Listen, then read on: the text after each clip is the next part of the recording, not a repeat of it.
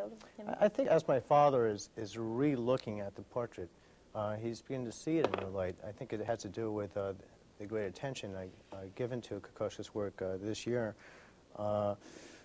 But yes, I think essentially that his inner spirit is revealed by that. And I think that's the important thing about Kokoschka's painting in general, that he seemed to dig deep into the beyond the mask, as you say, and find something, and be able to paint it in that moment of truth, and some truth about their spirit. And I think that's very true. And he didn't do this for mystical purposes. He just had it in him. Well, 1927, I was 3 years old and my father was 37, and it looks pretty strange to see that painting up here in the Tate now, after having seen that same painting in the house for a long time. It's also very difficult to be objective about it. The family also always is wondering, is this a likeness or isn't it a likeness? And the further I get away from, his father died in 1949, so that's a while back, the further we get away from it, from this date, the more it looks like him. It is as if Kokoschka had looked ahead.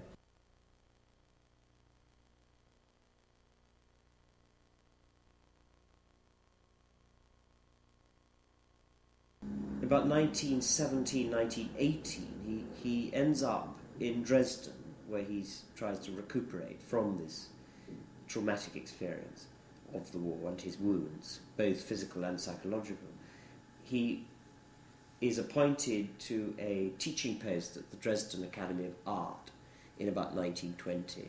And this is the period of rather a dramatic change in his style. Whereas before, the portraits are predominantly graphic works. Some of them are scarcely painted at all. There's a very strong use of line, nervous, spiky line. Sometimes scratch marks on the canvas with the end of the brush, or possibly with his own fingernails. A very powerful feeling of the kind of nervous life of the subject. Kokoschka painted this painting in 1921 while teaching at the academy in Dresden. This is a almost totally different manner of painting than the works that we have seen before of 1908 to 1910. This gives way in the Dresden period to a much more painterly kind of art, a use of very strong, bright, pure colours, reds, blues, greens, yellows, and thick patches and flat smears of paint. So the effect is rather like that of a stained glass window. It's got this kind of radiant, dazzling quality. And he paints many fine views of the city of Dresden at this time, of the River Elbe and the bridges and so on. Landscape now, from now on, plays a much more important role in his art. And it reaches a climax in the 1920s, particularly in the middle and later 1920s, when he starts to travel extensively throughout Europe, North Africa, the Middle East. He goes to France, to Spain, to Italy, to England, to Scotland, to North Africa, and paints views of cities. This becomes his sort of speciality in a sense, the cityscape.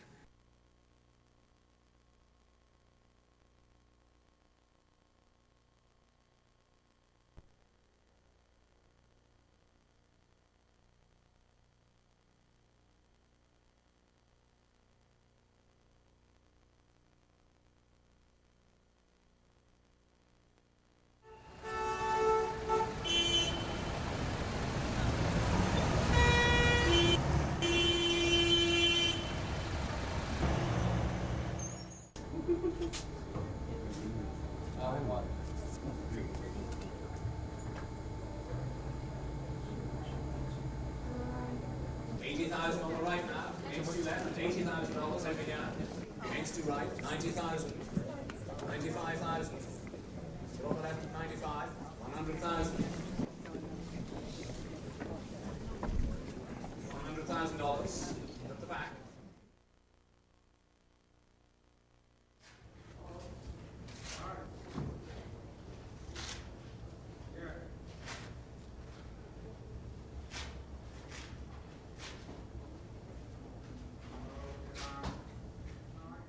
I'm very curious about the expression on her face.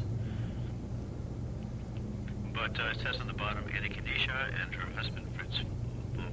Kanisha met Kokoschka in the 1920s. The painting represented Frau Kanisha frontally with a female nude in the left background. The name wasn't Kanisha at the time anyway. And the expression on this woman's face, whoever it is very complacent but strong. I think it's a very interestingly done painting.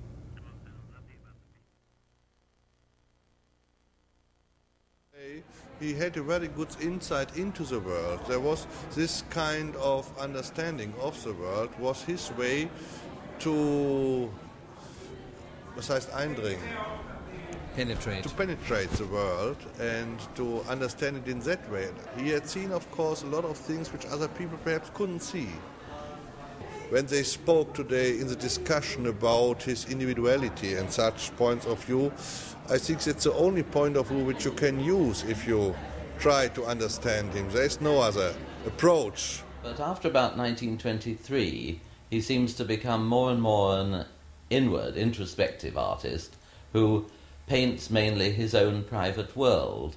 The portraits, for example, become increasingly self-portraits, whoever they're actually meant to be.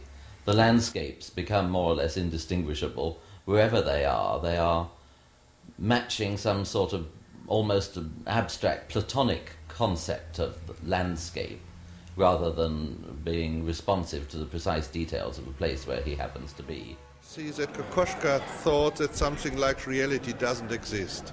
So he thought that only that was existing what he has seen from the world. So the only reality was what he saw of the world, what he thought about the world. He was convinced that such a thing like reality doesn't exist in another way. So we have a rather famous German philosopher.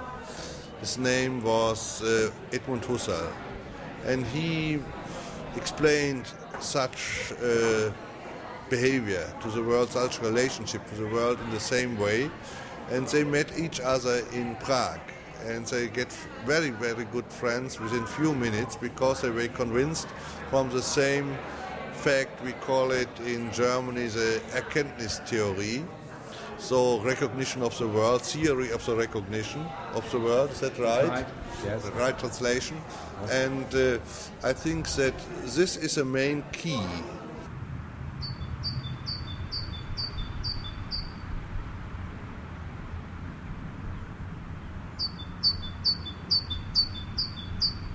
It might have been somewhere a reason for this outburst against artists in 1937, because really it's very unusual that politicians and dictators are so widely opposed to figurative art. In 1934, Kokoschka left Vienna.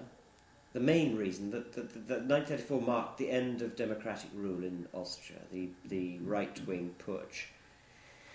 His mother also died that year, so he had few ties left, and he went to live in Prague, in Czechoslovakia, which was seen by many artists and writers opposed to the Hitler regime and the designs that Hitler clearly had on Austria as a kind of haven. Well, his family had come from there, his sister lived there. He wanted to get away from Vienna, I suppose, after the death of his